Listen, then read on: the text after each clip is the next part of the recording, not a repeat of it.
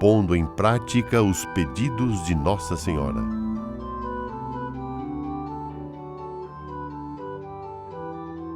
Mas Fátima é um lugar onde Nossa Senhora não se dirigiu apenas à geração do início do século XX, mas, sobretudo, a nós que viemos depois.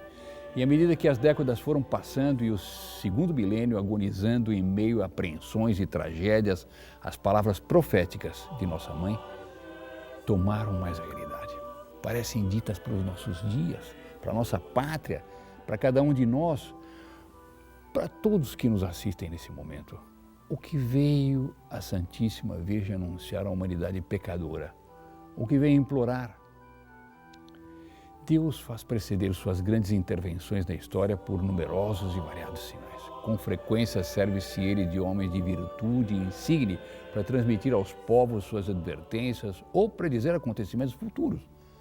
Desse modo foi que procedeu o Padre Eterno em relação à vinda do Messias, seu Filho unigênito encarnado, aquele fato de tão grande magnitude e em torno do qual gira a história de toda a humanidade, exigiu uma longa e cuidadosa preparação. Assim foi ele prenunciado durante muitos séculos pelos profetas do Antigo Testamento, de tal forma que, por ocasião do nascimento de nosso Senhor Jesus Cristo, tudo estava maduro para a vinda de o Filho de Deus, para a vinda do unigênito de Deus ao mundo. Até entre os pagãos, muitos esperavam alguma coisa que desse solução à crise na qual eles se encontravam, imersos em problemas. Quase se poderia afirmar, com toda a segurança, que quanto mais importante o acontecimento previsto, tanto maior a grandeza dos sinais que precedem esse acontecimento, a autoridade dos que anunciam este acontecimento também, o tempo de espera, tudo isso constituem fatores importantíssimos. É fácil, à luz desta regra toda, avaliar a importância das previsões que Nossa Senhora fez em Fátima, pois não é um anjo que vem nos dizer algo, não é um bem-aventurado, é a Mãe de Deus e Mãe Nossa.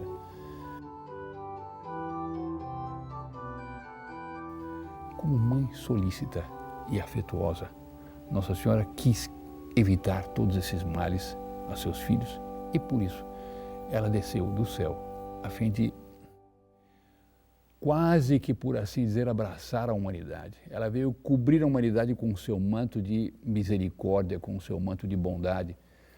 E, assim, ela queria que os riscos que a humanidade estava correndo fosse tirado esses riscos todos de dentro das vias tortuosas do pecado. E por isso ela veio indicar os meios de salvação. Quais? A recitação do rosário, a prática dos primeiros sábados.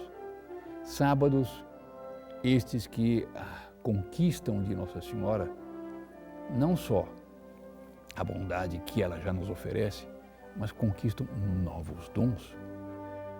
Ela promete tirar-nos do purgatório no sábado, pelo fato de nós estarmos organizando este sábado. Ela promete fazer com que nós morramos em graça de Deus. E por isso, a prática do rosário e a prática dos primeiros sábados, ela nos oferece para evitar que nós entremos por estas catástrofes todas que aconteceram já no século passado e que talvez venham a acontecer e muito neste nosso século.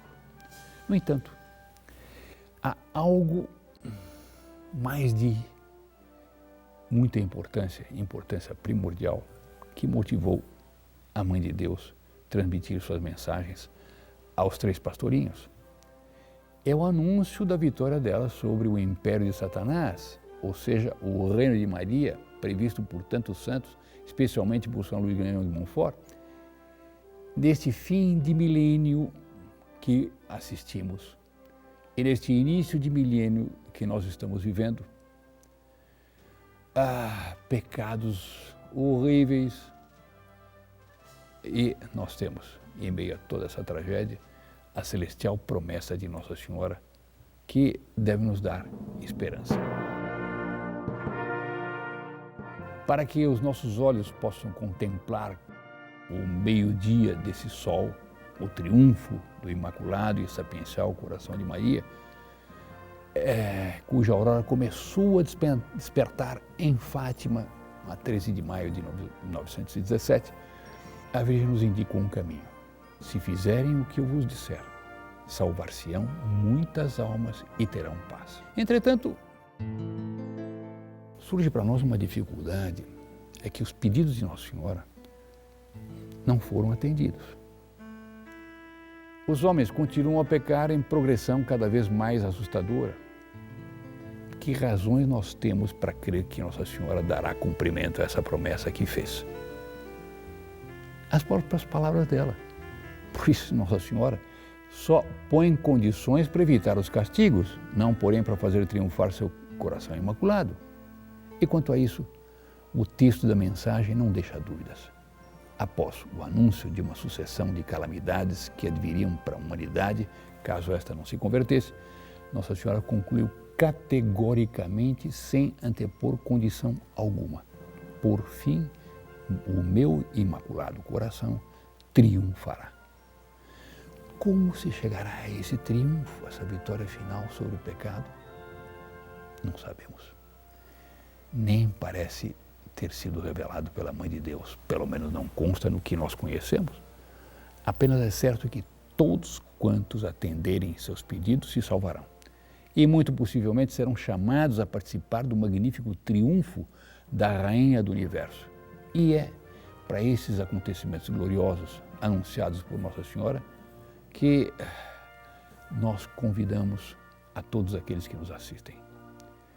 E que as palavras cheias de doçura da Virgem Clementíssima penetrem como bálsamo de esperança na alma de cada um dos que nos assistem, de modo a poderem dizer com o salmista: levantei os meus olhos para ti que habitas nos céus, assim como os olhos dos servos estão fixos nas mãos de seus senhores e como os olhos da escrava nas mãos de sua senhora, assim nossos olhos estão fixos no Senhor, nosso Deus, até que tenha misericórdia de nós.